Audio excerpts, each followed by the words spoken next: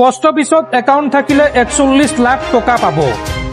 Post অফিসৰ নতুন scheme, আপুনিও পাব পাৰে এই টকা, কিন্তু কেনেকৈ এই সন্দৰ্ভত জনাই আছো সবিশেষ। আপুনি ভিডিঅ'টোত লাইক কৰি শ্বেয়াৰ কৰি দিয়ক। পোস্ট অফিসত একাউন্ট থাকিলে মাত্ৰ 10 বছৰত পাব 41 লাখ টকা।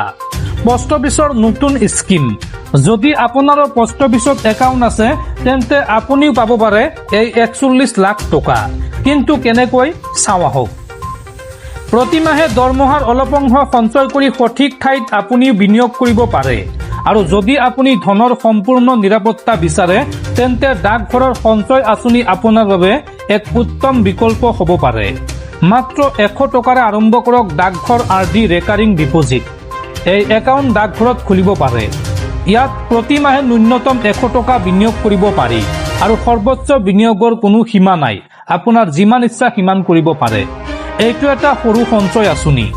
এই আঁচনিৰ সুদৰ হাৰ 3 মাহৰ মূৰে মূৰে চৰকাৰে নিৰ্ধাৰণ কৰে। ইয়াক অতি নিৰাপদ বিনিয়োগ আঁচনি বুলি গণ্য কৰা হয়। এই আঁচনিখনত প্ৰতিমাহে নিৰ্দিষ্ট পৰিমাণৰ ধন জমা কৰিব লাগে। বৰ্তমান ডাকঘৰৰ আৰডি আঁচনিত বছৰি 6.7% সুদৰ হাৰ প্ৰদান কৰা হৈছে আৰু ইয়াত যৌথ একাউণ্ট খুলিব পাৰি। ডাকঘৰত আৰডিত যৌথ একাউণ্ট খোলাৰ সুবিধাও আছে।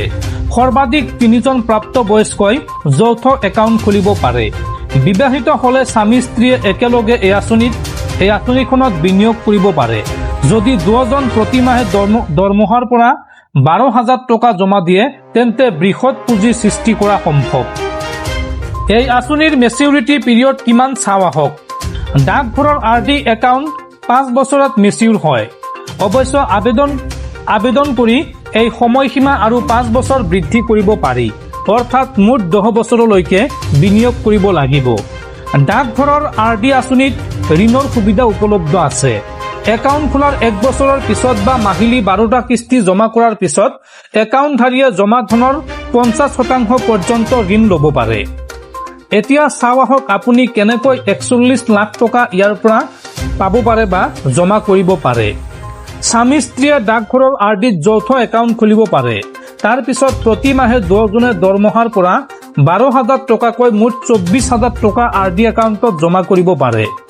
5 বছৰ সম্পূৰ্ণ কৰাৰ পিছত আঁচনিৰ সময়সীমা আৰু 5 বছৰলৈকে বৃদ্ধি কৰিবলৈ আবেদন কৰক।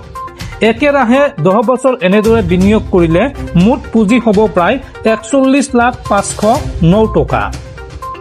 ইয়াৰে বিনিয়োগৰ পৰিমাণ 28,80,000 টকা আৰু সুদৰ পৰা আপোনাৰ আয় হ'ব 12,20,509 টকা। অৰ্থাৎ নিয়মীয়াকৈ সৰু সৰু সঞ্চয়ে ভৱিষ্যতে এক বৃহৎ পুঁজি গঢ়ি তোলাত সহায় কৰিব পাৰে। গতিকে যদি আপুনি পোষ্ট অফিচৰ এই আঁচনিত ধন বিনিয়োগ কৰিম বুলি ভাবিছে আৰু এই সুবিধা ল'ম বুলি ভাবিছে তেন্তে আপোনাৰ ওচৰৰ যিকোনো পোষ্ট অফিচত যোগাযোগ কৰি ভালদৰে এই আঁচনিৰ বিষয়ে জানি বুজি ল'ব।